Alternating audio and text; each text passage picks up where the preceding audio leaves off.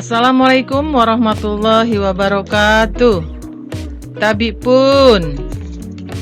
Alhamdulillah, ngani sinji ram dapat tunggal lagi dalam pembelajaran bahasa Lampung. Adapun materi pembelajaran ram ngani sinji yakdolah pelajaran kedua tentang wawarahan. Apa saya dimaksud wawarahan? Wawarahan atau warahan yaitu cerita berirama. Ciri-ciri wawarahan terlihat pada irama yang menyertai cerita tersebut dan sifatnya liris atau dipengaruhi pribadi dan emosi si pembawa cerita. Adapun wawarahan terdapat dalam berbagai bentuk, antara lain dongeng. Dongeng merupakan bentuk cerita tradisional atau cerita yang disampaikan secara turun-temurun dari nenek moyang kita. Hikayat. Hikayat merupakan salah satu bentuk prosa yang berisikan tentang kisah atau cerita yang umumnya mengisahkan tentang kehebatan maupun kepahlawanan seseorang, lengkap dengan kesaktian serta mukjizat tokoh utamanya. Epos. Epos merupakan kisah kepahlawanan.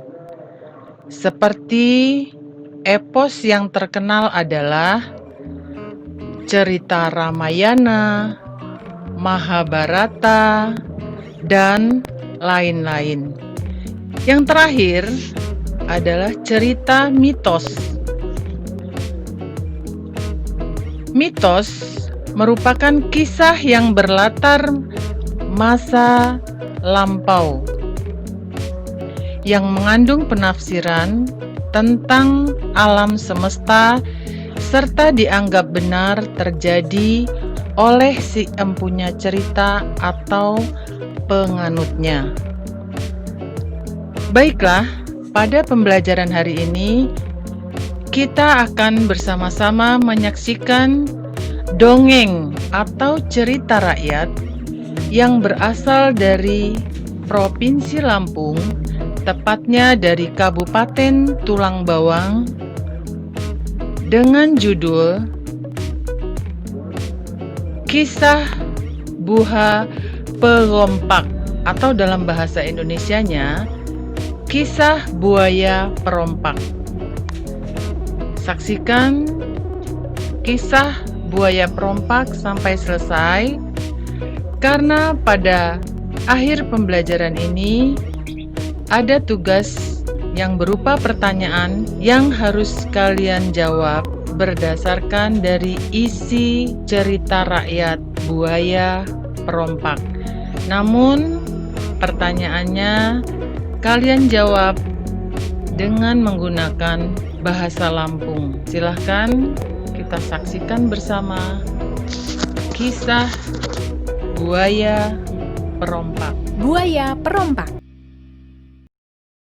Pada zaman dahulu, Sungai Tulang Bawang sangat terkenal akan keganasan buayanya.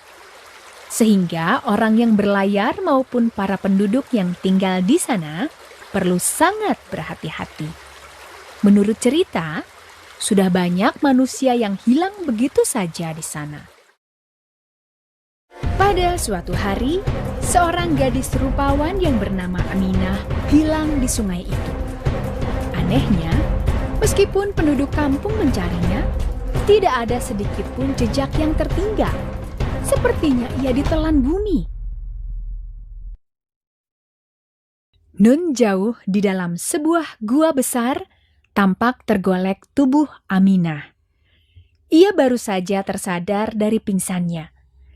Ia mengira buaya yang sering ditakuti orang itulah yang membawanya kemari. Ketika Aminah melihat sekitar, betapa terkejutnya ia saat menyadari gua itu dipenuhi oleh harta benda yang tidak ternilai harganya. Ada permata, emas, intan, maupun pakaian yang indah-indah.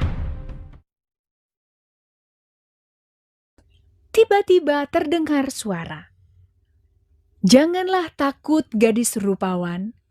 Sebenarnya aku adalah manusia sepertimu juga. Aku dikutuk menjadi buaya karena aku dulu adalah perampok. Semua hasil rampokanku disimpan dalam gua ini." Jelas si buaya itu sambil mendekati Aminah. "Kalau aku butuh makanan, maka harta itu kujual di pasar desa dekat sungai. Tidak ada seorang pun yang tahu bahwa aku telah membangun terowongan yang menghubungkan dengan desa di balik gua ini," lanjut si buaya itu.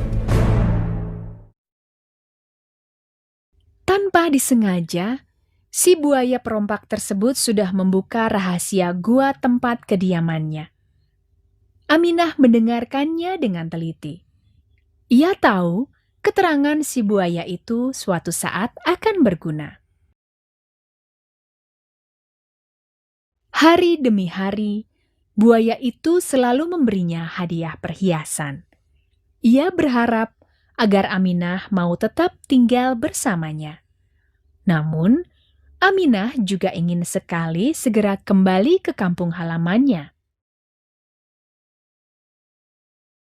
Pada suatu hari, buaya perompak tersebut tertidur nyenyak. Ia membiarkan pintu guanya terbuka. Aminah pun tidak menyia-nyiakan kesempatan itu. Ia keluar sambil berjingkat-jingkat. Di balik gua itu ditemukannya sebuah terowongan yang sempit. Setelah cukup lama menelusuri terowongan itu, tiba-tiba ia melihat sinar matahari. Segera ia berlari sekuat tenaga supaya bisa keluar dari gua itu. Aminah sangat gembira. Begitu kakinya sudah berada di alam terbuka, Aminah pun ditolong oleh penduduk setempat. Ia membagikan kepada mereka hadiah dari sebagian perhiasan yang dibawanya.